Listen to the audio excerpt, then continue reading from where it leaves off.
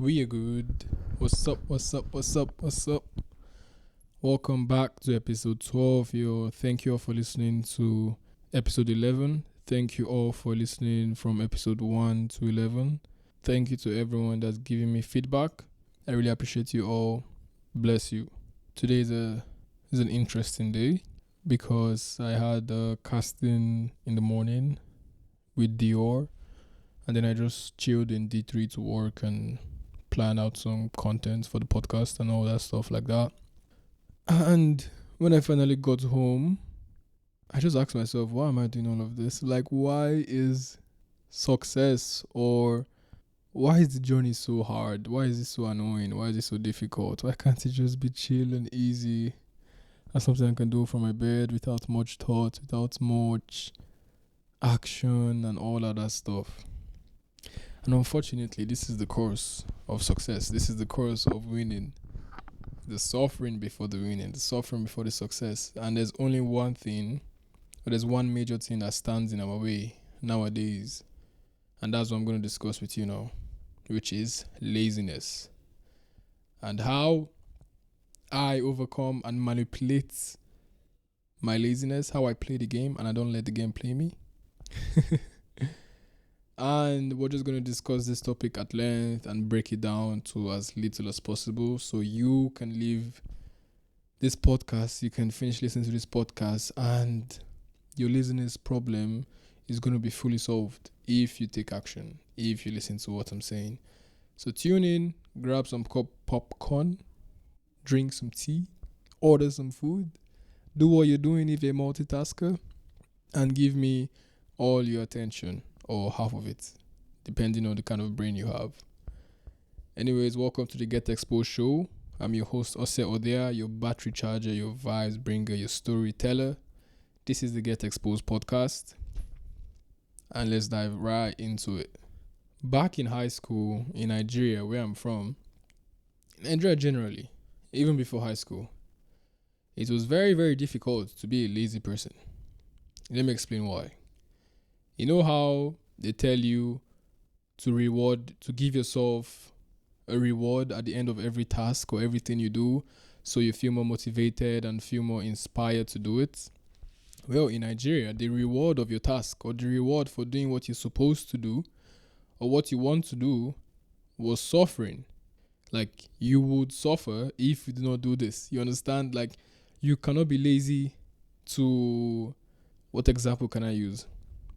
Okay, in our dormitories, in our rooms in high school, I told you I was in a somewhat military kind of school. That's the best explanation I can give you. In boarding school, the room, there were 20 people in the room, big as room, and it was bunk beds. And there was one, let me say, captain of the room. He was a senior, so he was in his final year, and he was in charge of the dorm. He was in charge of every room. Every room had a senior in charge of it. And this is how we kept our rooms clean. I kid you not. The senior steps in. I remember the first time this happened to me when I first, resumed the high school, when I first started. The moment the senior steps in, he just starts counting. 10, 9, 8, 7, 6, 5. And everyone turns into freaking zombie robots and they're just cleaning you. They sweep, mop, dust the whole room in 10 seconds. I kid you not. First time it happened to me, obviously I was frozen. I'm like, what the hell is going on, yo?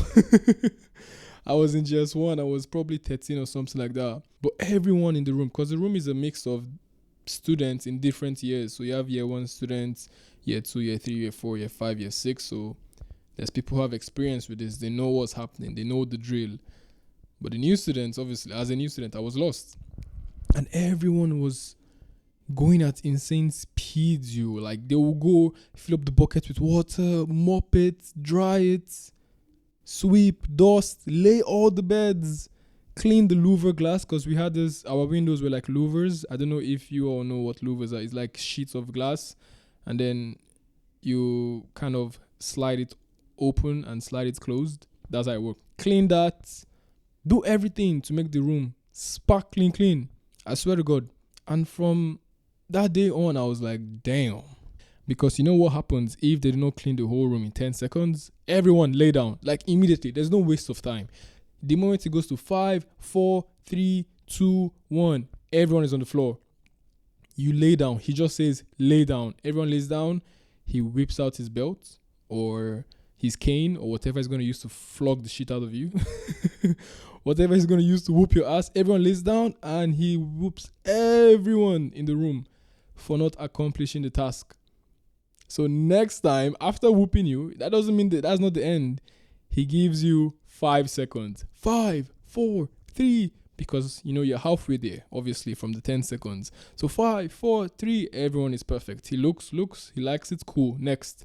No congratulations, no good job, nothing like that. The point is, if you do not accomplish this task in set amount of time, you are going to suffer. You're going to get whooped. You're going to get beaten. You're going to get flogged. And this is the way I lived my life for, 6 years or so. And even back home, when you don't do something, you have to face the repercussion. When you don't wake up and lay your bed and tidy your room, mom's not going to give you dinner. She's going to give you dinner very late when you're hungry as shit. Like the consequences for your action was suffering. There's nothing like giving yourself some reward or gamifying your tasks to give yourself some trophy at the end and you feel good, like, oh, let me do this so I can, win this. No, if I don't do this, I am going to lose this. That was the mindset, for me. That's what I grew up with. That's why it's easy for me to overcome my laziness because I have this upbringing. Obviously, I'm human and sometimes laziness wins. Sometimes procrastination wins. And I'll tell you why I allowed laziness and procrastination to win in a certain phase of my life. I'm going to get to that. But this is one of the best advice I can give you. I don't know if it's good, honestly, but this is what my life, ran on. It was the fear of suffering, the fear of loss, the fear of losing that helped with laziness, that helped me overcome laziness, that helped me play the game of laziness and win it every single time, and procrastination. If you don't do this now, for example, you had 2 pairs of clothes in high school and you had 5 days a week. So you wear your clothes once, maximum 2 times, for fuck's sake. Like the older you get, you wear it like after each day, you go wash it and iron it the next morning. If you come back from school, because we'll finish school and then you go wash your school uniform that you wore to school that day and then you dry it and then in the night it should be dry and then you go press it, you go iron it, you go steam it, or you do it the next morning. Those are 2 different words. Trust me, it makes a whole difference because this is what happens.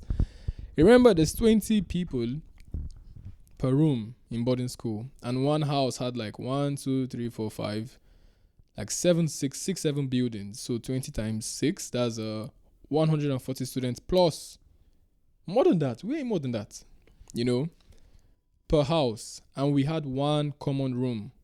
This common room is where everyone in the whole house press their clothes, steam their clothes, iron their clothes, whatever. And there were limited sockets for irons because we used to use pressing irons back then, what am I saying back then, like it's some historical moments. We used to use pressing irons in high school. We just put your blanket, put your clothes on it and, press. And then when you're done, you take your iron and bounce. And next person uses that slot. Or you give someone your iron and then they give you after. Whole other story for that.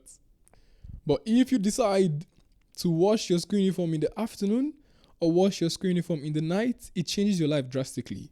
Because this is what happens when you wash your school uniform in the afternoon. You come back from school immediately before you do anything because it's siesta. So you have like a 10-minute period to sort your life out before siesta starts. Siesta is mandatory sleep. If you do not sleep during siesta, you're going to get your ass whooped.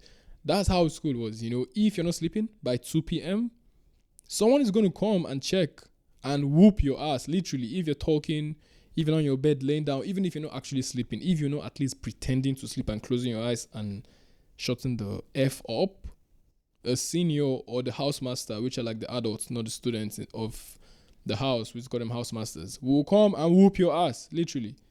Or we'll give you a punishment. Since you don't want to sleep, okay, you go shave grass for 2 hours, then So like it was very strict, and you had to be in bed at a certain amount of time. And when you come back from lunch, because after school you go for lunch and then you come back, and you probably have lunch stains, maybe stew spilled on your shirts or stuff like that.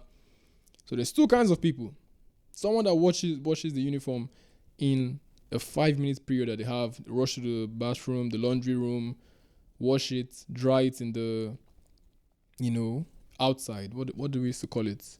Whatever. We dry it outside. And you go to your siesta, you go to bed and sleep because you can't do anything then. And then there's someone who chats with his friends and, does whatever, waste their effing time, or eat again after eating lunch. I used to do this some of the times, don't get me wrong. I was not a perfect guy. In fact, my high school life was so unkept and so bad until the final 2-3 years. So, and there's someone else that will miss the opportunity to wash their clothes, and immediately after siesta you go shower, or you could shower before siesta. You had another 5 minutes period. You go shower and then you're out for night prep. You're out for evening activities. There's a study time where about after lunch, after siesta, you go back to classes and you have evening study time, that kind of vibe, where you catch up on the day's activities. Maybe some teachers give you extra lessons. Various things happened. Maybe you have service at the chapel and stuff like that. But there was an evening activity. So immediately after siesta, you have another 10-minute period, 5 minutes time slots where you have to get ready and go. So we had school uniforms and we had house uniforms. Obviously, your house uniforms, imagine it is the same scenario as your school uniform. You had to wash it and get it ready before the next day. So, and there's people that will wash their school uniforms then. That's also cool. And then, they'll let it dry. And by the time you come back from dinner, it's somewhat dry. And you go press it and you're ready for the next day. And then there's some people, like me on some occasions, who wash their school uniform at night. So after the, evening session, you go have dinner, then you have night prep. Night prep is where you go study in class at night. And then after that, you go to bed. I think that's the most time we had. The time between dinner and sleep time and lights out. That's what we called it. All the lights in the whole school premises goes out and you have to sleep, or else you get whooped or you get punished or some stuff like that. And that's when most people, I say 80% of people, 70% of people wash their school uniforms. And that's when the people who wash their school uniforms in the afternoon go to the common room and press their uniforms, get it ironed, get it ready for the next day. Boom, get ready. They go hang it. Boom. Now they even have more time to go chill, catch up, because obviously it was you had friends in another house. You had to go to their house. You go soak gari, you go eat, you go chill. Basically, that was the chilling time. And then after that, you go lights out. Some people wake up, obviously, at the middle of the night to wash their uniforms, or they wash their uniforms during this night period where everyone is chilling, and they dry it. And obviously, it's not going to get dry that night because they cannot press it that night. They go and they wash it and they dry it, and it dries the following morning. So now the following morning comes, and then morning devotion finishes, because we wake up in the morning very early. If you don't wake up, you're getting your ass whooped. You go for devotion. If you're sleeping during devotion because you're tired, you get your ass whooped or you get punished. Stuff like that. And then immediately devotion finishes. Boom. It's insane, yo. It's like a market. Imagine like a busy ass market square. That is the common room, because everyone and their moms is ironing and pressing and steaming the clothes they washed the night before and just dried in the morning, or it's partially dry and they're going to dry it up with the iron and stuff like that. And most people don't get the chance to iron their clothes, and they go into the day, they go to school that day with rumpled, rough, squeezed, or damp clothes, with damp school uniforms, So that's the difference. That's a little difference. Washing your clothes in the afternoon and washing your clothes at night. Same day, same activity, same everything. But that's the difference it made. And obviously, I was guilty, very, very guilty. I think the first 4 or 5 years of high school of doing this, of hustling in the morning to get my shit sorted out. And then I won't have time for anything. I won't have time to plan for the day or do anything else. That whole morning, you're going from common room to common room, because like I said, some common rooms will be full.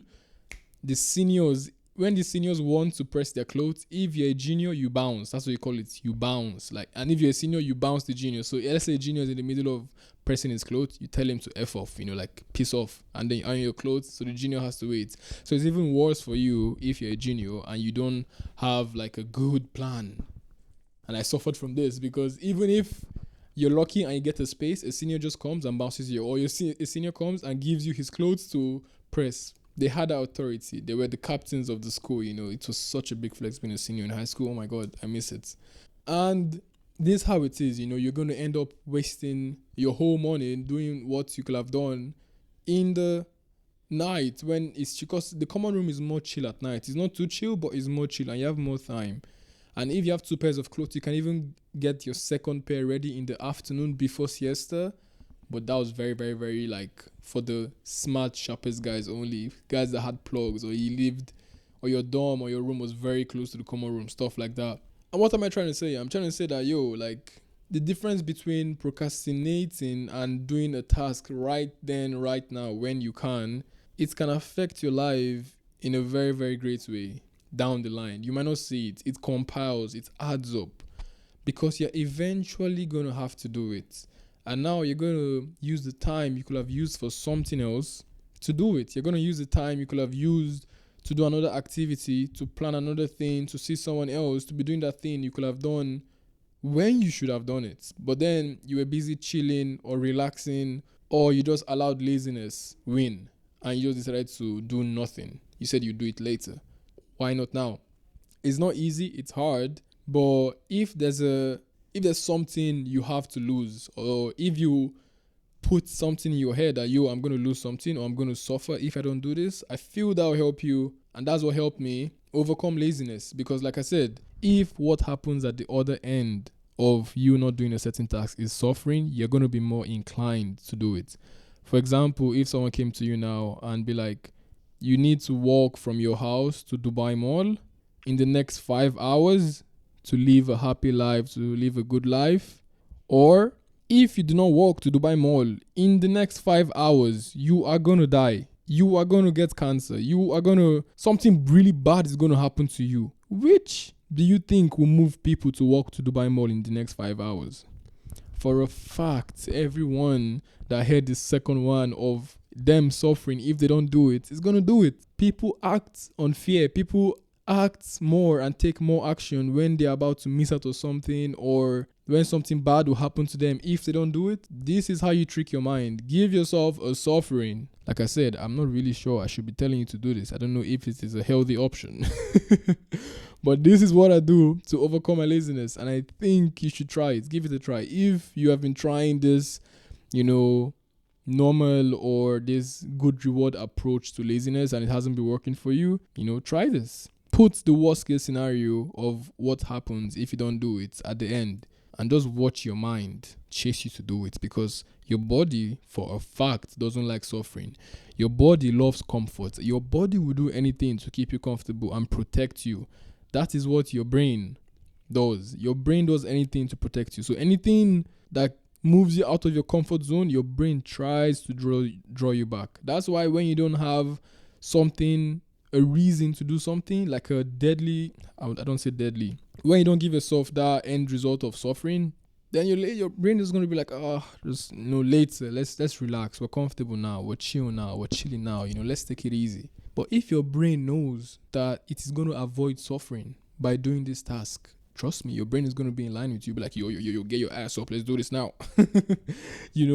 So you need to start communicating to your brain and your body like, yo, if we don't do this, we are all going to suffer this. We are one, so let's do it. We know what we're supposed to do. We know we should do it now. We know we should not procrastinate. We know we shouldn't be lazy. And if we're lazy, we're going to suffer the repercussions. And then you list it out. It depends on your scenario. If, this is going to be very funny. If the consequences of cheating was getting your private parts closed up for 6 months, I promise you there'll be way less cheaters in the world than now. You get the message already. I don't know if I needed to say that, but you can picture that. Like, for example, you cheat, boom, it closed up, like out of service. You can't use it, it disappears. Yes, that's a perfect, and it sounds not too harsh. Your private part disappears for 6 months if you cheat. There'll be way less cheaters in the world because we fear end results that will lead us to harm. We fear things that will harm us. So if your brain and body can do anything to prevent harm, it will do it. So you need to start putting in scenarios and imaginable circumstances where you suffer if you don't do a certain task, if you don't do something. That's one trick that has worked in my life, due to personal experience, and I just use it now. I'm not in boarding school. No one is going to flog me. No one is going to do anything. But I just put suffering as the end result if I don't do something. Or say, if you don't wake up and edit this podcast, you are going to lose so and so. Like, I just put something bad, something scary, and I'm like, okay, shit, I don't experience that. So let's do it. I don't want that to happen, so let's do it. I don't think I need to keep on blabbing about that point because I'm sure you get it.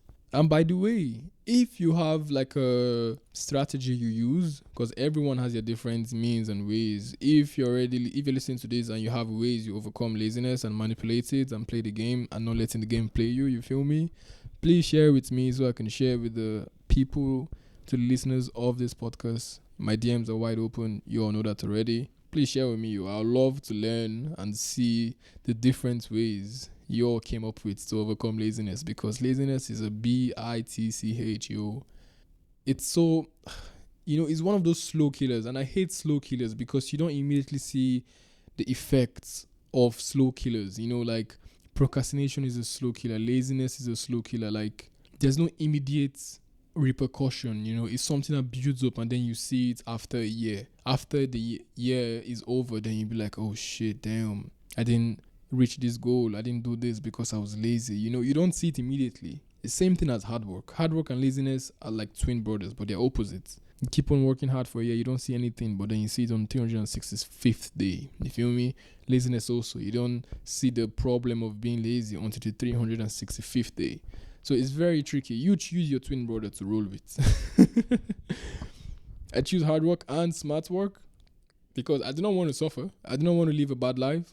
I do not want to be able to do nothing when my family or friends need me. I do not want to be able to help myself when I need it because of something. Like, I don't want to be in the hospital bed where my kids are, in their prime because I have some terminal disease, and that's because I was too lazy to quit. For example, smoking, I was too lazy to quit. Vaping, I was too lazy to quit. Eating too much sugar and too much stuff that will give me diabetes later in my life. I don't want that to happen. It's not because I want to live such a healthy life when I'm old. Who cares?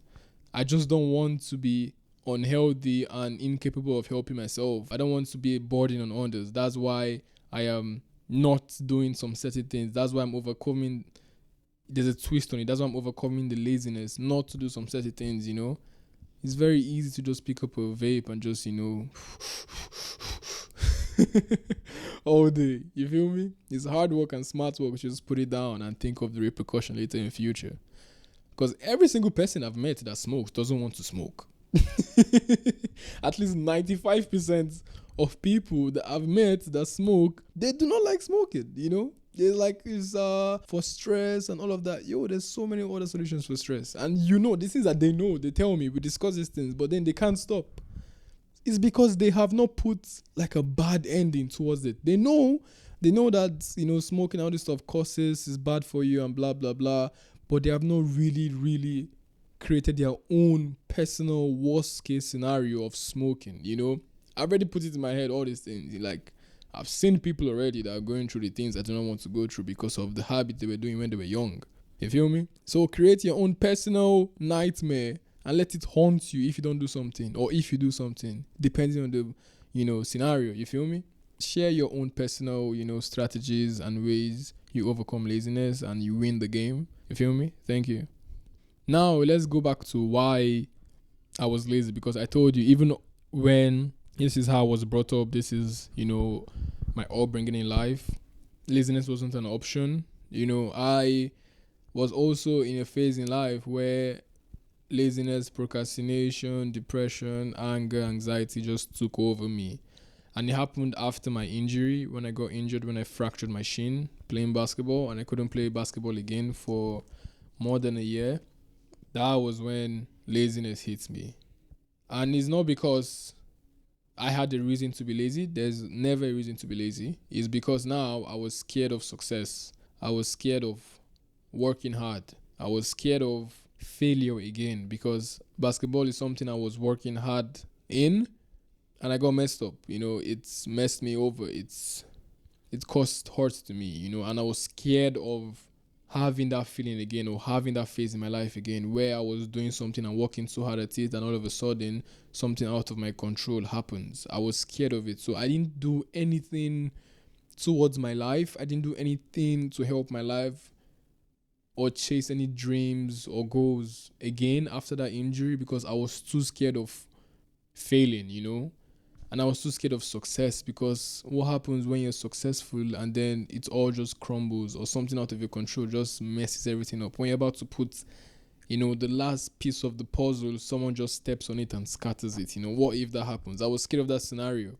I was scared of not getting the puzzle perfectly right and putting the last piece and look at it and find out that the eyes are in the mouth and the mouth are in the ear. That kind of thing. That was the fear that was making me lazy and down and procrastinating everything because I knew what to do. The thing is that we always have the answers. I knew that I had to do something other than basketball because now my basketball career is on a big hold, and I needed to do something, to keep my life going, to keep my blood pumping, something. I knew I needed to do something. I knew the things, I knew the options I had. I had all the knowledge, but I didn't have the motivation or drive.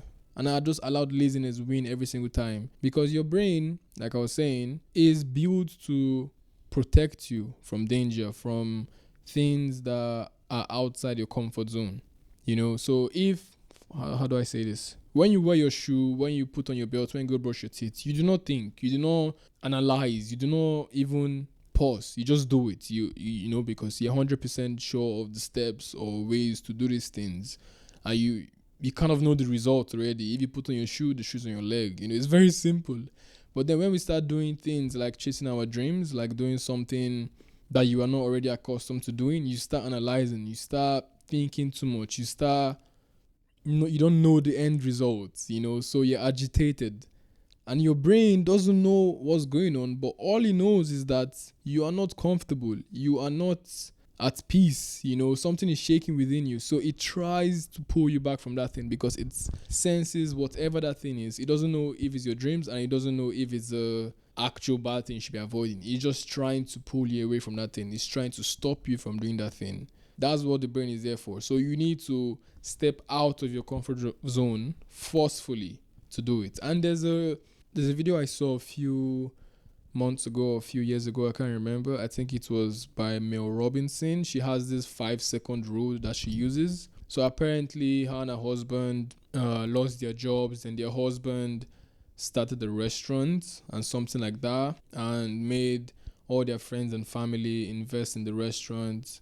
And all of a sudden, the restaurant had a loss, and they opened another one because I'm not really sure, don't quote me exactly on this, but basically they had a restaurant business and it's all folded up and they were in a huge loss. They were bankrupt basically. And she was so scared of doing anything. When she woke up, she would hear these kids crying. She wouldn't, answer them. It was time to take the kids to the school. She would forget about that. She would skip that. She was scared of doing anything because obviously she had the shame from the family, people that she was avoiding. That's fear.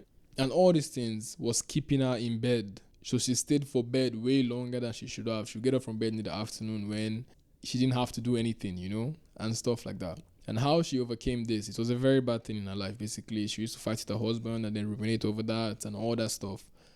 But how she came up with the solution to start getting out of bed, which sounds very simple, like, oh, just get out of bed. But getting out of bed means you have to do 1,000,001 things after you get out of bed. That's why people don't get out of bed. It's because of the things, the tasks, the day that is in front of them. That's what keeps them in bed, not the bed actually. It's very easy to get out of bed.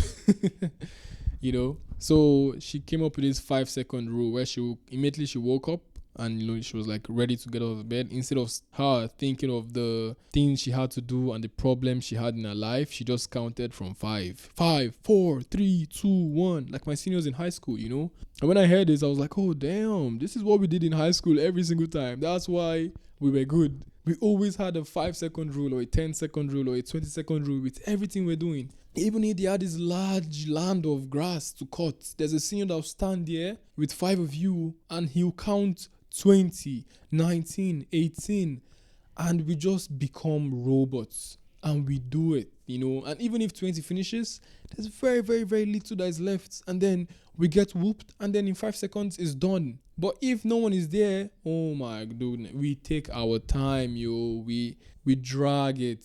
You don't have that drive, you don't have that. There's nothing to lose if you don't do it. There's nothing to lose if you take your time. There's nothing that's going to happen if you chill. But the moment you start hearing that countdown, that 5, 4, that 10, 9, that 20, 19, whatever it was, whole spirit, soul, and body just moves and is more focused. That is another thing you can use. Have a countdown for your activities, it's time to work out before you even start thinking or how hard the workout is or how hard it is for you to wear your shoe, or you thinking of the way you're going to be tired and is actually physically painful to work out. Before you start thinking of any of that, just start counting 5, 4, 3, and boom, start something. If it's wearing your shoe, boom, shoes, 5, 4, 3, 2, workout clothes, 5, 4, 3, gym bag, 5, 4, 3, I'm out in the car, 5, 4, 3, in the gym, start doing something. Or if you're working out from home, 5, 4, 3, push-ups. Let that countdown be the trigger for you to begin something. So when you're in bed, before you start thinking about the day, before you start thinking about the things you have to do, you know it already. You do not need to think about it. Start counting down. 5, 4, 3, 2, boom. Start doing it. That 5 seconds that you counted down, instead of starting to think and starting to calculate and starting to analyze, just saved your life. Literally. That 5-second rule is a lifesaver. Like anytime you're in a tough pinch, like even if for example, you're giving a presentation and now you start to feel that people are not paying attention, you start to feel people are bored, you start to feel that your message is not getting across, in your head, just do 5, 4, 3, 2 and snap back into it. Snap back into the confidence you had. Snap back into positive thoughts, because whatever you think shows and portrays on your body. So if you think they were not paying attention to you, you're going to start, that sadness is going to start showing on your body, on your face, and then they'll actually now stop listening to you. So you kind of manifested it both physically and mentally. But if you're lit up and you have that energy that you had at the beginning,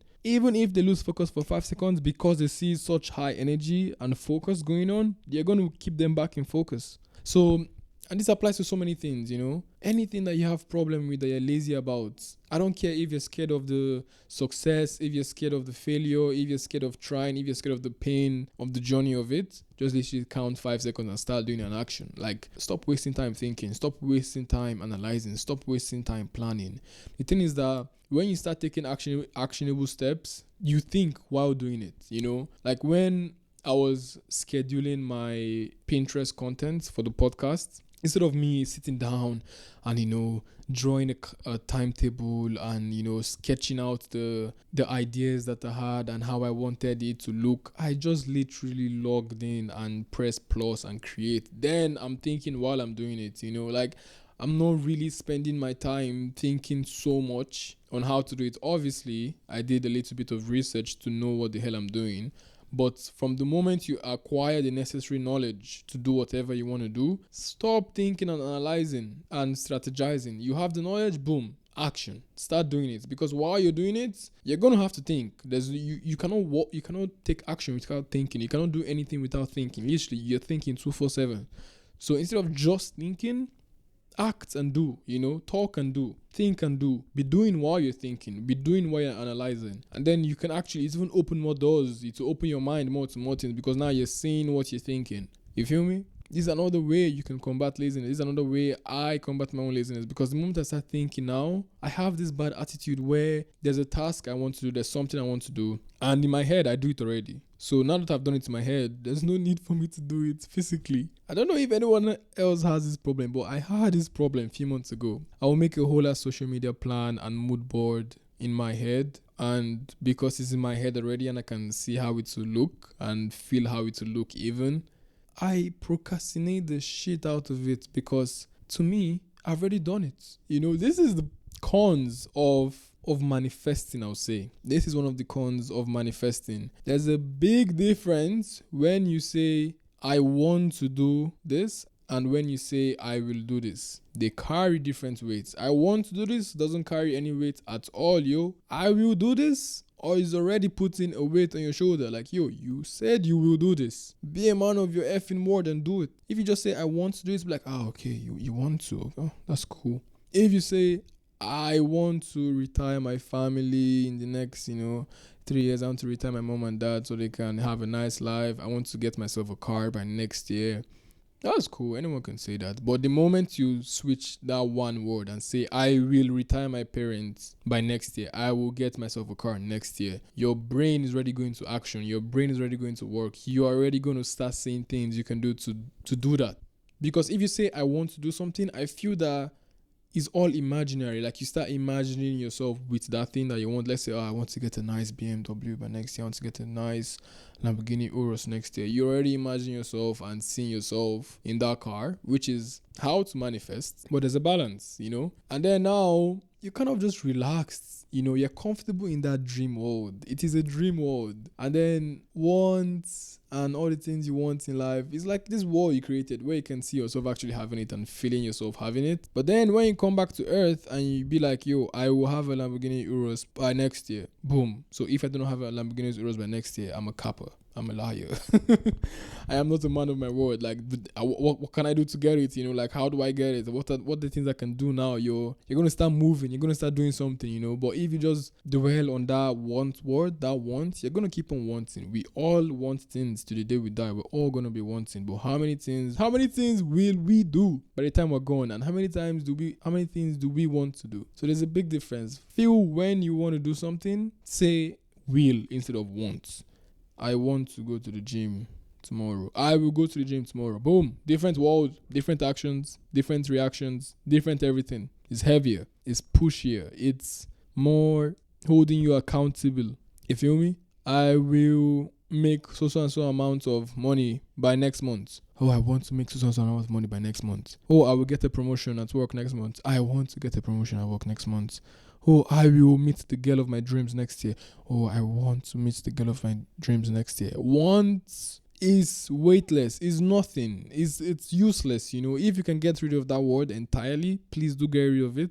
Even me in previous episodes, I have said use that word. Oh, I want to do this and then take steps. Please forgive me. Delete that word. Let's start using will instead. I will do this. So I told you my dreams of the podcast. I will get 10,000 people as a total audience of this podcast by December. Boom. That's heavier than be like, oh, I want to get 10,000 people as an audience of the podcast by December.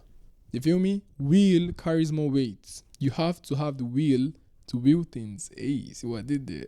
That is another thing we should try. Me, myself, I'm going to start implementing this because I recently discovered this. Delete want and put will instead. Replace want with will. And then that will trigger something in you that will help you eventually overcome laziness, So there was a farm and there's birds that live on a certain tree on this farm, and the farmer came one day with his son and he told his son, chop down this tree tomorrow. And then the birds heard this and they were crying to their mama bird. Like, yo, we heard the farmer come with his son and they want to chop down the tree by tomorrow. And the mom heard this and then told them, yo, don't worry, it's all good. So the next day came, nothing happened. Then again, the farmer came the next day with some workers and he told them, chop down this tree by tomorrow. Then the mama bird came again and the babies were crying, mama, we heard the farmer crying. We heard the farmer saying to his workers that they should chop down the tree tomorrow. The mama bird told them the same thing, don't worry about it, it's all going to be good.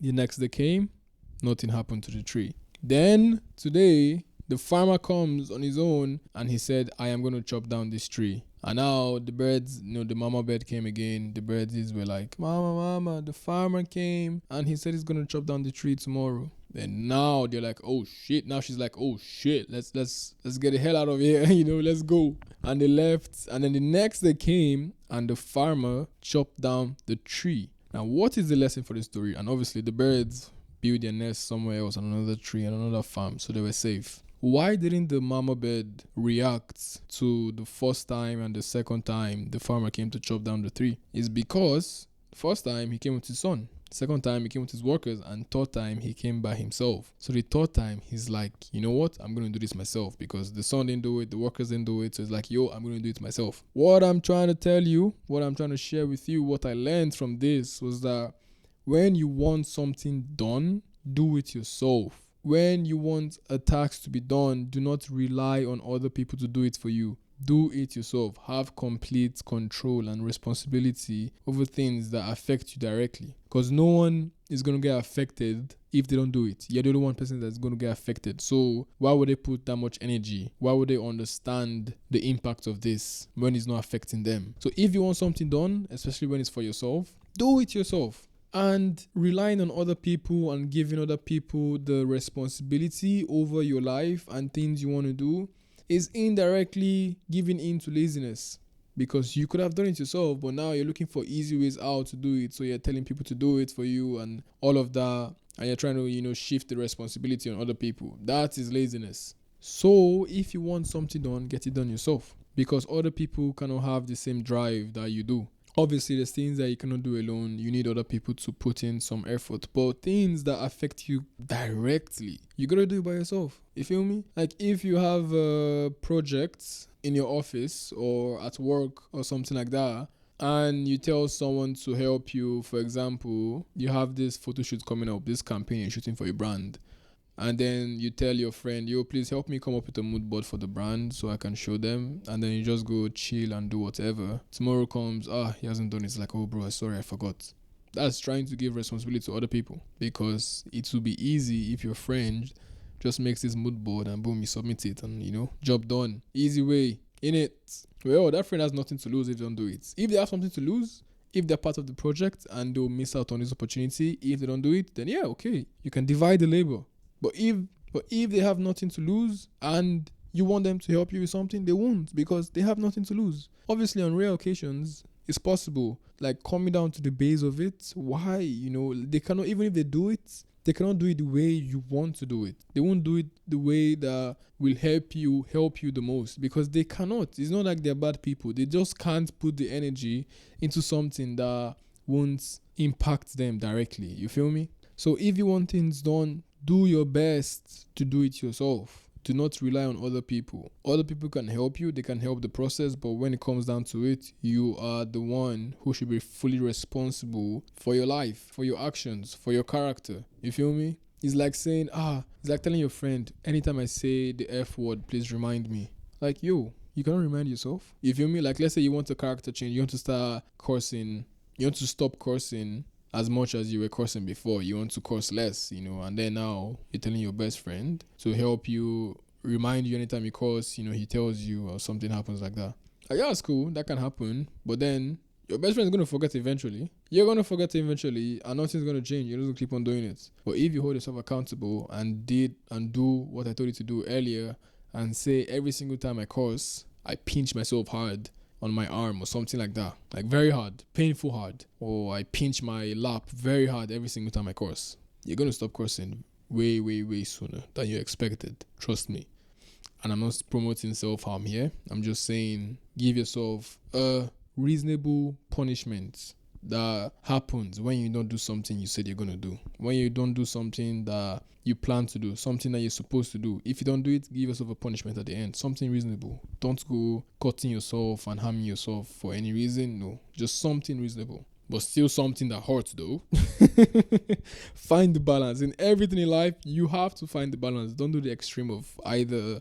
Just find the balance that works effectively. The point of this is to push you away and to play with your brain into running away from laziness. Because if the result of laziness is more comfort, if, for example, you don't do this and then nothing happens, that's even more comfort, because your brain is always wanting to keep you at level 0. That's where nothing happens. That's full comfort. So if you don't do this and you're still at level 0, okay, cool. Like, why should we do it? If you don't do this and you're level 0, okay, cool. Why should we do it? But if you don't do it, you're going to be on -1. Oh, your brain's going to get uncomfortable and bring it back to 0. Then if you do it, you're going to move 1. And 1 is better than 0. You'll be like, oh yeah, we're feeling good. Yeah, you're happy. You're full of joy. I like that. Let's stay here. If anything wants to bring you less than that, your brain's going to fight to keep you there. You feel me? So to start off with it, with the foundation of it, give yourself reasonable nightmares that you face if you don't do something, if you don't accomplish a task, anytime you want to overcome laziness. Give me more examples where I can use laziness, because the only thing that's running through my mind now is working out, is work, relationships. Obviously, this applies to relationships. You don't want to put in effort. Put a worst case scenario if you don't put in effort. Do you want to lose this girl? Like, if I don't get her roses this weekend and physically show my love for her, as well as emotionally, she's going to pack up and leave the house tomorrow. Like, put that scenario in your head. You feel me? And then you do it. Because if you don't do it, nothing happens. But then the relationship won't get better necessarily, you know? If I don't take responsibility of this and do this a certain way, they're going to leave, or I'm never going to see them again. Someone's going to come and take them for life, and I'll never hear of them or see them ever again. Do you want that to happen? No, so do it. You feel me? Just put this kind of scenarios in between you and laziness until you have come to a certain level where you have mastered the game, where you don't really need to put, dark nightmare scenarios, and automatically you just overcome laziness. Automatically you're just a go-getter, and that takes time. A lot of practice.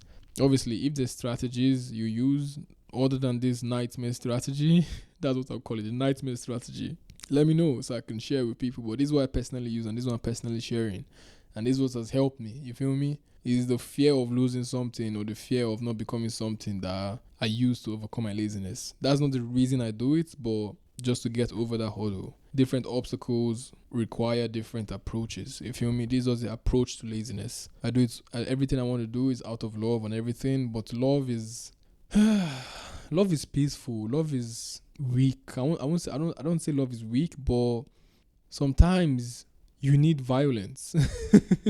Sometimes you need emotional violence to get over some certain obstacles. You can't just be pacifist every single time. You feel me? You understand what I'm saying?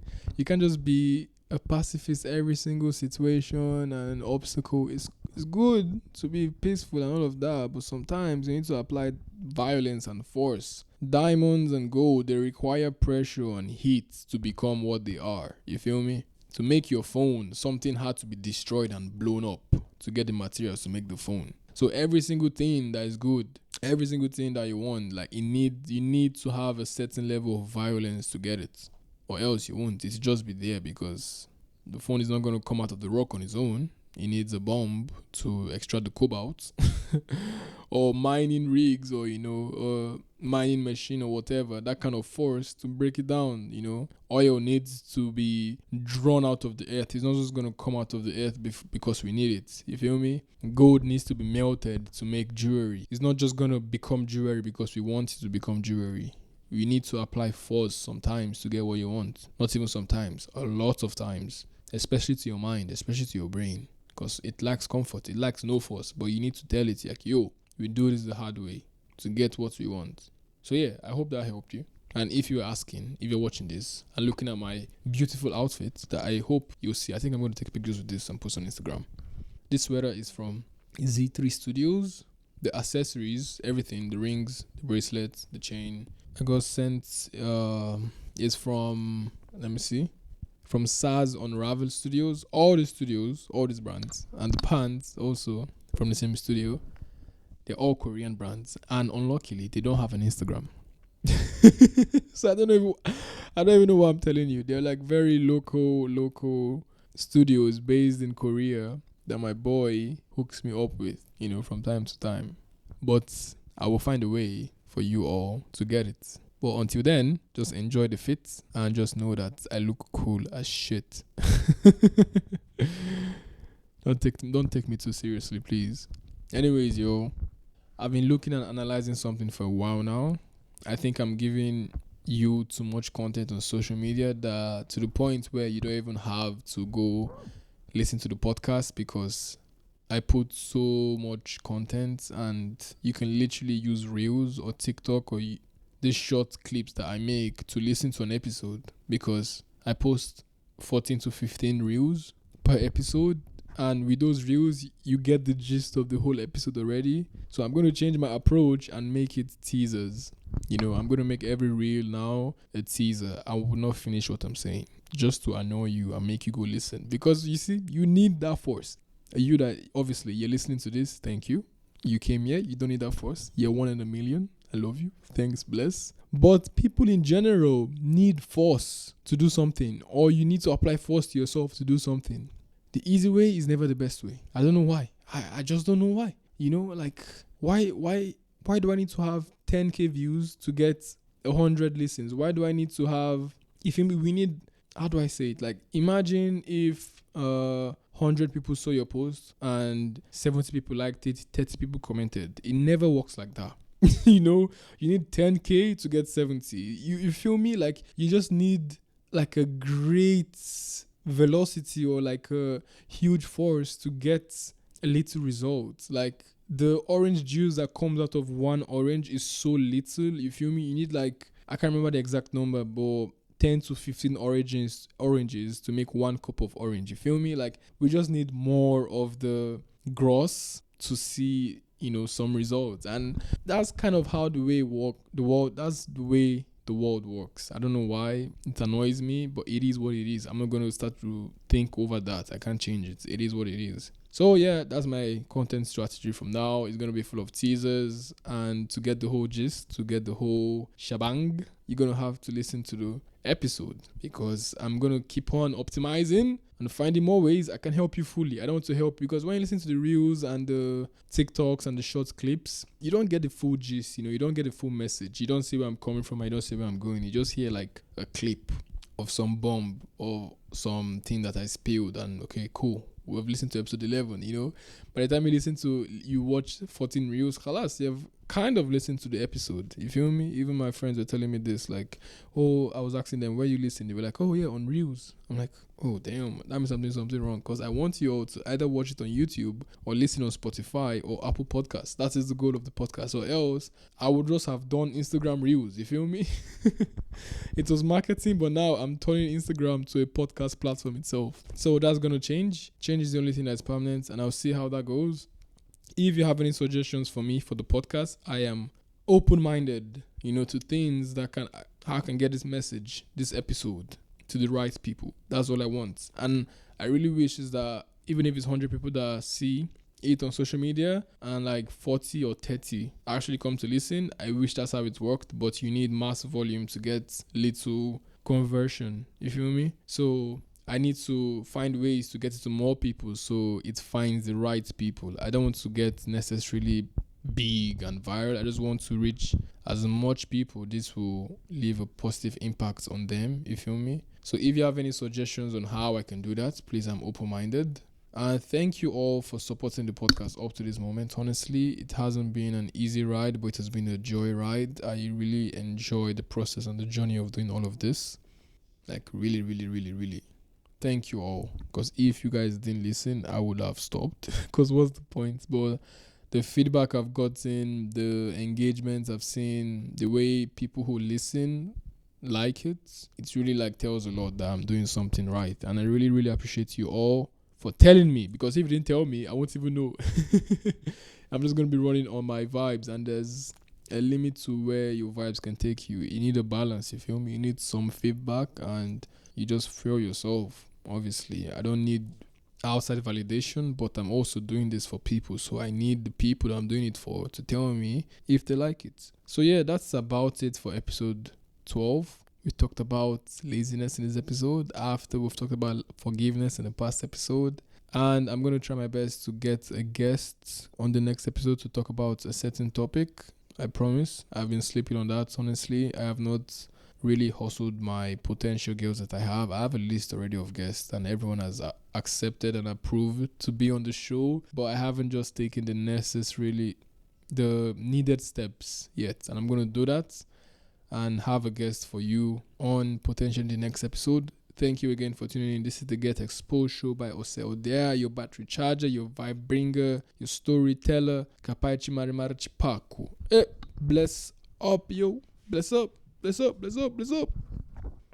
Oh, yeah. By the way, share this, yo. Share this. Share this. Yes, you heard me. Share it with someone. Don't stop it. Don't stop. Don't stop. Don't stop.